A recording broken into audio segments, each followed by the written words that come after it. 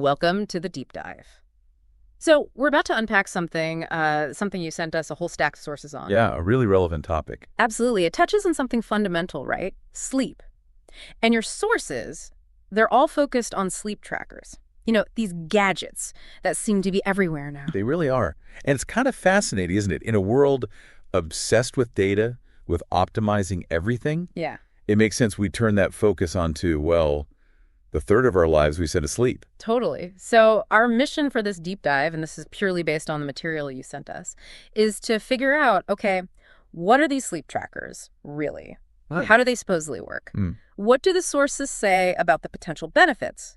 And maybe more importantly, what are the crucial limitations? Right. And then how to use them wisely. Exactly. How you, the listener, can actually use any insights you get from them in a smart way. It's all about sifting through the hype, the claims, Yeah. and getting down to what the research you shared actually says.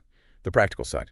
Okay, let's dive right in then. Starting at the beginning, what exactly are sleep trackers? Your sources lay it out pretty clearly. They're devices, sometimes apps. Designed specifically to monitor your sleep patterns. Right. And they come in different shapes and sizes, as you've probably seen. Yeah, the most common ones are the wearables, like smartwatches, fitness bands, things you wear on your wrist. But the sources also talk about non-wearables, too. That's right, like apps that use your phone's own sensors or maybe, dedicated devices you put beside your bed or even slip under the mattress. And they promise to do more than just log that you went to bed. They're aiming to give you pretty detailed metrics. Mm-hmm. There's total sleep time that seems straightforward enough, how long they think you were actually asleep. Then they try to break down sleep stages. That's where it gets interesting. They attempt to figure out how much time you spent in light sleep, deep sleep, and that REM stage. Which are all biologically quite different, yeah. Very different. And they often wrap this up into a single sleep quality score or metric. Okay. What goes into that score, usually? Well, it's typically some kind of algorithm, right? Right, It pulls together things like how restless the tracker thought you were, maybe how many times it detected you waking up, stuff like that. Gotcha. And beyond just timing and staging, many of them pull in actual body data, too. Oh, yeah. Things like your heart rate, and importantly, its variability, how it changes beat to beat. Plus your movement, obviously. And the sources mentioned some trackers go even further. Right. Some of the more advanced models try to monitor things like breathing patterns or even estimate blood oxygen levels, and some even look outwards, using sound and light sensors. To check the room environment. Exactly. Like, is there snoring, loud noises, was the light on? Trying to get a fuller picture. So the basic idea, according to these sources, is gather all this different data Paint a picture of your sleep patterns. with the ultimate goal that this picture helps you understand and hopefully improve your sleep. Yeah, turning something subjective, how you feel you slept, into supposedly objective numbers and charts. Okay, so we know what they are. The next big question from the sources is how? How do they actually manage to track all this stuff? What's the tech behind it? Well, the sources describe a few main technologies, mostly based on sensors that are pretty common in consumer electronics now. A big one, especially for wearables, is the accelerometer. The motion sensor, right, like in your phone. Exactly. It detects movement. Mm-hmm. And the way it translates to sleep stages, well, it's based on algorithms. Okay, so how does detecting movement tell you if you're in deep sleep? The core idea, as explained in the sources, is that the algorithms look for patterns. The basic assumption is, well, periods where you're lying really still often correlate with deeper sleep stages. And more tossing and turning means lighter sleep or maybe being awake. That's the logic, yeah. It's a key way they estimate those different sleep stages. It makes intuitive sense, even if it's not perfect. Okay, what else are they using? Heart rate sensors are another really crucial piece. By tracking your heart rate, and especially its variability throughout the night. The HRV number people talk about. Right. Trackers can pick up on physiological shifts that typically happen as you cycle through light, deep, and REM sleep. Your heart does different things in each stage. Interesting. And what about those fancier features, like breathing monitoring? So some devices use the heart rate sensor data combined with movement or sometimes even specific respiratory sensors to try and monitor breathing patterns. They might also estimate oxygen levels, often using light sensors on the skin. And the point of that? Well, the sources suggest this feature could potentially highlight irregularities, patterns that might hint at underlying issues. It's presented as maybe an early alert system. Like a flag, not a diagnosis. Precisely. And then, as we touched on, there are the environmental sensors, sound and light. How do they help? They record disturbances, loud noises, maybe a partner snoring, sudden light changes. And the app can then try to correlate those outside events with disruptions it sees in your sleep data, like a heart rate spike or movement. Oh, okay. So it connects the dots between your sleep and your surroundings. It tries to, yeah, giving more context to the night's data. So it's really a mix then. Internal body signals, movement, heart rate, and maybe some external cues, all crunched by algorithms to give you that report in the morning. That's the aim, attempting to capture the complexity of sleep with consumer-grade tech. All right, that covers the how. Now, let's flip the coin. What do the sources say about the potential benefits? I mean, why are these things so popular? The sources definitely point out several potential upsides. A big one is simply getting a clearer window into your own sleep patterns. Just seeing the data. Yeah, seeing trends over time. Like, how long does it actually take you to fall asleep? How much deep sleep are you averaging? Are you waking up at the same time every night without realizing it? This can reveal things you're just not consciously aware of. Which feels pretty fundamental, right? It's hard to fix something if you don't even know what's happening. Exactly, you get a baseline. And tied into that, the sources suggest they might help in identifying potential sleep issues. Okay, but you flagged this earlier. Need to be careful here. Very careful. The sources are super clear. These are not diagnostic tools.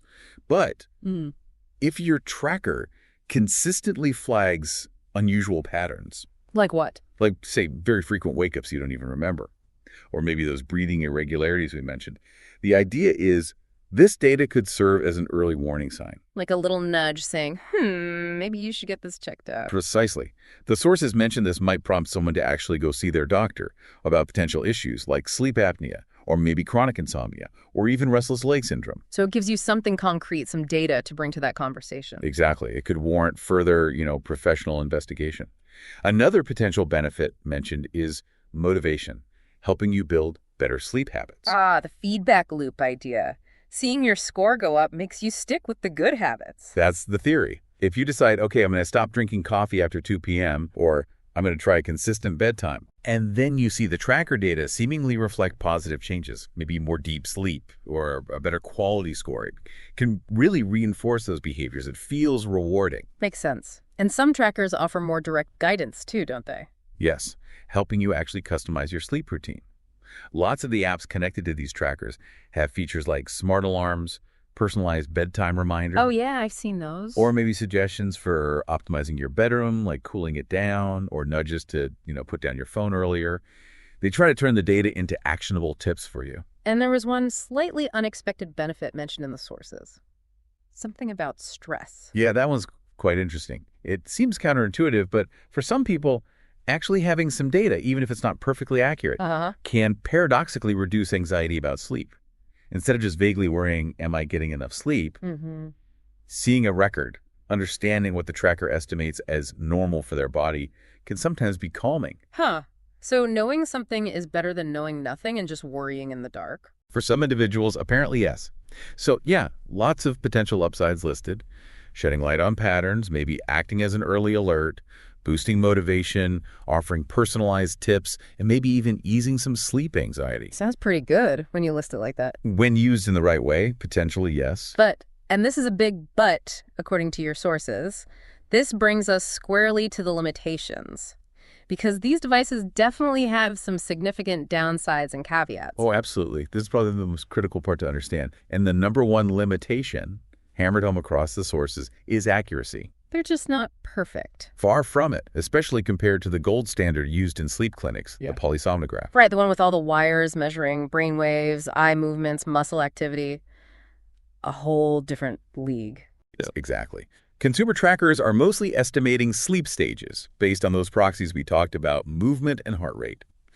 They often struggle, according to the sources, to reliably tell the difference between, say, being awake but lying still and actual light sleep, or even differentiating deep sleep from REM sleep accurately. So that fancy graph showing 25% depth sleep, 20% REM, it might be quite off. It could be significantly off. It's an estimate based on an algorithm's interpretation of limited data. And this inaccuracy leads straight into the next big issue, Which is? the risk of a false sense of security, Or I guess the opposite too. But let's focus on security first. If your tracker tells you, hey, you got 8 solid hours, great quality score, but you wake up feeling like you've been hit by a bus, Yeah, you feel awful. you have to listen to your body over the app. The sources really stress this. Your subjective feeling, how rested you actually feel, is way more important than the numbers. True sleep quality, how restorative it felt, trumps the log duration. So the data is maybe a guide, but how you feel is the real verdict. Absolutely. And then there's the flip side of relying too much on the data, something called orthosomnia. Orthosomnia? What's that? It's basically becoming obsessed with achieving perfect sleep scores on your tracker. It leads to anxiety about your sleep data. Oh, wow. People get so fixated on hitting those targets, getting enough deep sleep, having a high score, that the stress and pressure of monitoring actually makes their sleep worse. So the thing meant to help you sleep better ends up stressing you out and ruining your sleep. That's quite the catch-22. It really is a very real potential downside. And another crucial limitation we have to repeat, trackers cannot replace a proper medical diagnosis. Right. They're not doctors. No. Even if they flag patterns that seem worrying, they can't diagnose you with chronic insomnia or sleep apnea or anything else.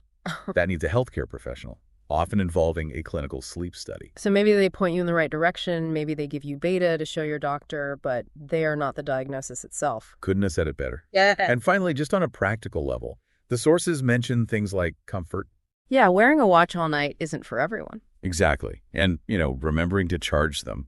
Battery life can be annoying. Little practical hurdles. Okay, so we've got this picture now. Potential benefits on one side, but some really significant limitations: accuracy, false security, orthosomnia, not being diagnostic on the other. Given all that, what's the advice from the sources on using them wisely? How can you actually make sense of this? Yeah, the advice really boils down to having the right perspective and being mindful about it. The sources strongly suggest viewing the data primarily as a general guide. Not the absolute truth. Exactly. Think of it as a tool for spotting trends, rather than a precise nightly clinical report card. So don't obsess over one bad night's score. Please don't. Focus on the longer view. Look at patterns over weeks, maybe even months. Is your average sleep time creeping down? Is your wake-up time consistent? Are there periods where your estimated deep sleep seems consistently low? Those broad trends are likely more meaningful than nightly ups and downs. Right. Zoom out, see the bigger picture in the data. Yes. And maybe the most important piece of advice, echoing what we said earlier, always combine the tracker's insights with how you actually feel. Listen to your body. Yes. Are you feeling rested during the day? Alert? Able to concentrate? Or are you dragging, feeling tired, irritable, regardless of what the app says? Your subjective experience is paramount. That's your ultimate sleep tracker. And if the device does keep flagging something weird, or if you just consistently feel rubbish, even if the numbers look okay. That's your cue.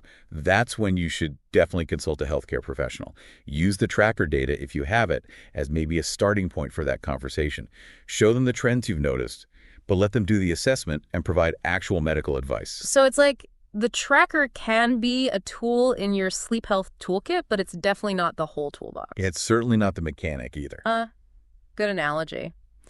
It offers data points, interesting ones maybe, but it doesn't replace your own body's signals or proper medical expertise. Precisely. Okay, so to kind of wrap up this deep dive then, the main takeaway from all the sources you sent seems to be, yes, sleep trackers can be a helpful tool. They can offer insights into your patterns, maybe motivate better habits. And it's a big if. If you use them mindfully, you have to understand those limitations we talked about. Recognize the data is an estimate. It's not clinical fact. And we absolutely have to underline again, based on everything in the sources, they are not a substitute for seeing a doctor or getting a proper sleep study if you suspect a serious sleep issue. That's non-negotiable, really. Can't stress that enough. Ultimately, the sources seem to circle back to the most fundamental metric of all. How rested, how well you actually feel day to day. That's the truest sign of good sleep health, much more than any score on an app. Trust your body. Listen to it first and foremost. So maybe a final thought to leave you with, drawing from the advice in the sources. Think about letting sleep trackers inform your journey towards better sleep. Use the data as clues, as a guide perhaps. But don't let them become a source of anxiety. Don't let them become this rigid rule book where your self-worth depends on hitting a certain sleep score each night. Right. Your internal feeling, your own experience, that's the real authority here. Wise words, I think, for navigating this whole intersection of technology and personal well-being.